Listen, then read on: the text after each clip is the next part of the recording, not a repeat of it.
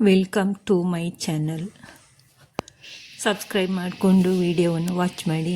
ನಾನು ಹಾಕಿರುವಂತಹ ರೆಸಿಪಿ ನಿಮಗೆ ಇಷ್ಟ ಆದರೆ ಲೈಕ್ ಮಾಡಿ, ಫ್ರೆಂಡ್ಸ್ ಫ್ಯಾಮಿಲಿಗೆ ಶೇರ್ ಮಾಡಿ.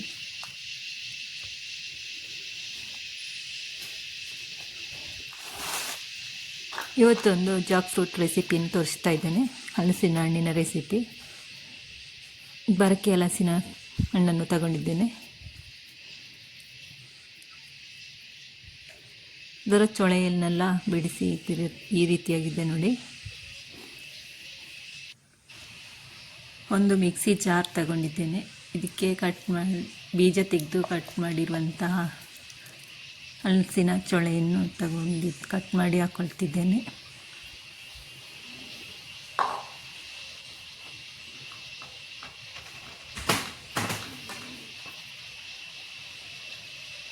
ನಾವು ಇದಕ್ಕೆ ಚಕ್ಕೆ ಅಂತ ಹೇಳ್ತೇವೆ. ಎಲ್ಲ ಸೊಳೆಗಳನ್ನು ಬಿಡಿಸಿ ಕಟ್ ಮಾಡಿ ಜಾರಿಗೆ ಹಾಕ್ಕೊಳ್ತಿದ್ದೇನೆ. ನಂತರ 2-3 ಏಲಕ್ಕಿಯ ಬೀಜವನ್ನು ಹಾಕ್ಕೊಳ್ತಾ ಇದ್ದೇನೆ, ಸಿಪ್ಪೆ ತೆಗೆದು. ಇವಾಗ ನೈಸಾಗಿ ಪೇಸ್ಟ್ ಮಾಡಿಕೊಳ್ಳೋಣ.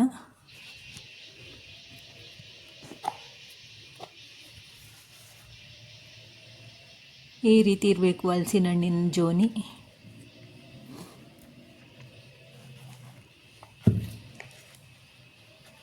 ಇವಾಗ ಒಂದು ಬೌಲ್ ತಗೊಂಡಿದ್ದೇನೆ.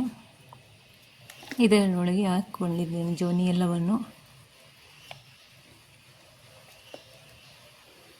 ನೀವು ಹಲಸಿನ ಹಣ್ಣು ಸಿಕ್ಕಿದರೆ ಈ ರೀತಿ ಒಮ್ಮೆ ರೆಸಿಪಿ ಮಾಡಿ ನೋಡಿ.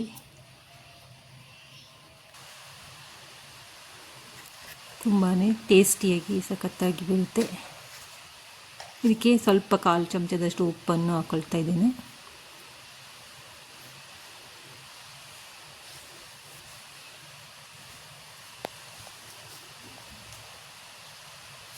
ಇದಕ್ಕೆ ಅಕ್ಕಿ ತರಿಯನ್ನು ಹಾಕ್ಕೊಳ್ತಾ ಇದ್ದೇನೆ. ಇದು ಮನೆಯಲ್ಲೇ ಮಾಡಿರುವಂತಹ ಅಕ್ಕಿ ತರಿ. ಅಕ್ಕಿಯನ್ನು ತೊಳೆದು ನೀಟಾಗಿ ಆರಿಸ್ಕೊಳ್ಬೇಕು. ನಂತರ ಮಿಕ್ಸಿ ಜಾರಿಗೆ ಹಾಕಿ ತರಿ ಮಾಡಿಕೊಂಡಿದ್ದೇನೆ. ದೊಡ್ಡ ರವೆ ಇರುತ್ತಲ್ವ, ಆ ಸೈಜಿಗೆ ಮಾಡಿಕೊಂಡ್ರೆ ಸಾಕಾಗುತ್ತೆ. ಇದನ್ನು ಒಂದು ಪಾತ್ರೆಗೆ ಹಾಕಿ ಬಿಸಿ ಮಾಡಿಕೊಳ್ಬೇಕು. ಸ್ವಲ್ಪ ಬೆಚ್ಚಗೆ ಮಾಡಿಕೊಂಡ್ರೆ ಸಾಕಾಗುತ್ತೆ. ಬೆಚ್ಚಗೆ ಮಾಡಿಕೊಂಡು ನಾನು ಈ ಹಲಸಿನ ಹಣ್ಣಿನ ಜೋನಿಯೊಳಗೆ ಹಾಕ್ಕೊಂಡಿದ್ದೇನೆ. ಇದಕ್ಕೆ ಒಂದು ದೊಡ್ಡ ಚಮಚದಲ್ಲಿ 2 ಚಮಚದಷ್ಟು ಸಕ್ಕರೆಯನ್ನು ಸಹ ಹಾಕ್ಕೊಂಡಿದ್ದೇನೆ. ಹಲಸಿನ ಹಣ್ಣು ಸಿಹಿ ಇದೆ, ನೀವು ಬೇಕಾದರೆ ಸ್ಕಿಪ್ ಮಾಡ್ಬೋದು. ಸಕ್ಕರೆಯನ್ನು ಹಾಗೇನೂ ಸಹ ಮಾಡ್ಕೊಳ್ಬೋದು, ಇಲ್ಲಾಂದರೆ ಬೆಲ್ಲವನ್ನು ಹಾಕ್ಕೊಳ್ಬೋದು. ಎಲ್ಲವನ್ನು ನೀಟಾಗಿ ಮಿಕ್ಸ್ ಮಾಡಿಕೊಳ್ಬೇಕು. ಒಂದು ಬೌಲ್ ತರಿಯನ್ನು ನಾನು ಪೂರ್ತಿ ಹಾಕ್ಕೊಳ್ತಿದ್ದೇನೆ. ನೋಡಿಕೊಂಡು ಹಾಕ್ಕೊಂಡ್ರೆ ಸಾಕಾಗುತ್ತೆ. ತುಂಬ ಗಟ್ಟಿನೂ ಮಾಡಬಾರ್ದು, ತುಂಬ ಸ್ಮೂತಾಗಿಯೂ ಮಾಡ್ಕೊಳ್ಬಾರ್ದು. ಇಡ್ಲಿ ಹಿಟ್ಟಿನ ಅದಕ್ಕೆ ಮಾಡಿಕೊಂಡ್ರೆ ಸಾಕಾಗುತ್ತೆ.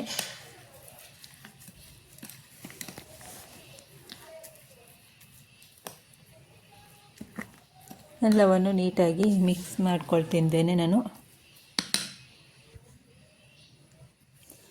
ಸ್ವೀಟ್ ಇಷ್ಟಪಡೋರು ಈ ರೀತಿ ಒಮ್ಮೆ ರೆಸಿಪಿ ಮಾಡಿ ನೋಡಿ, ಮಕ್ಕಳಿಗೂ ಮಾಡಿಕೊಡಿ. ತೆಂಗಿನಕಾಯಿಯನ್ನು ಚಿಕ್ಕದಾಗಿ ಕಟ್ ಮಾಡಿ ಹಾಕ್ಕೊಳ್ತಾ ಇದ್ದೇನೆ.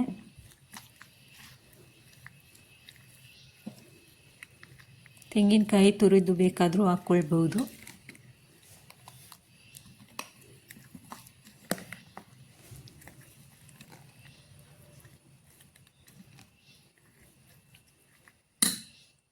ಎಲ್ಲವನ್ನು ಮಿಕ್ಸ್ ಮಾಡಬೇಕು.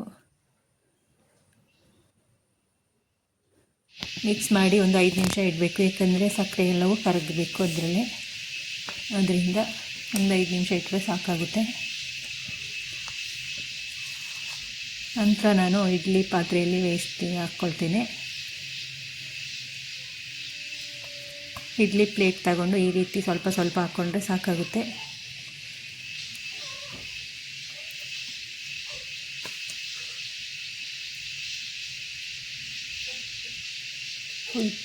ತುಂಬ ಏನು ಹಾಕ್ಕೊಳ್ಳೋದು ಬೇಡ.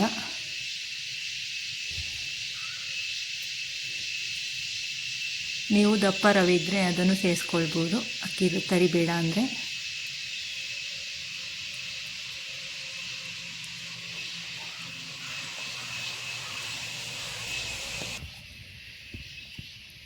ನಾನು ಎಲ್ಲ ಇಡ್ಲಿ ಪ್ಲೇಟಿಗೆ ಇದೇ ರೀತಿ ಹಾಕ್ಕೊಳ್ತೇನೆ.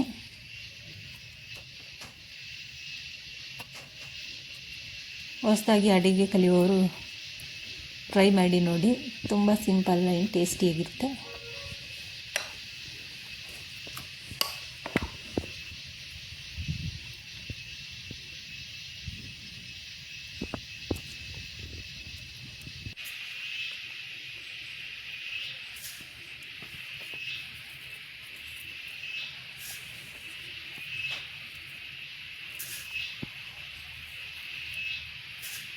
ಮೊದಲೇ ನಾನು ಇಡ್ಲಿ ಪಾತ್ರೆಗೆ ನೀರು ಹಾಕಿ ಬಿಸಿಗೆ ಇಟ್ಟಿದ್ದೇನೆ.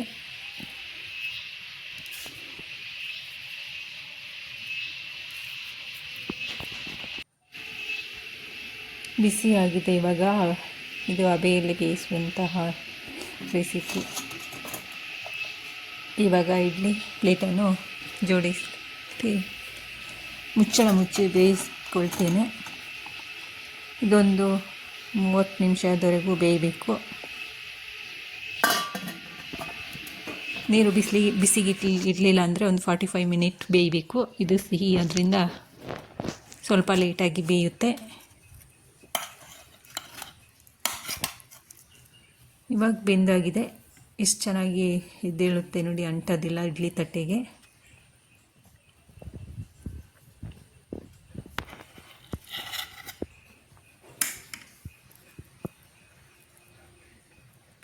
ಎಷ್ಟು ಸೂಪರಾಗಿ ಬಂದಿದೆ ನೋಡಿ ನಮ್ಮ ಹಲಸಿನ ಹಣ್ಣಿನ ಇಡ್ಲಿ.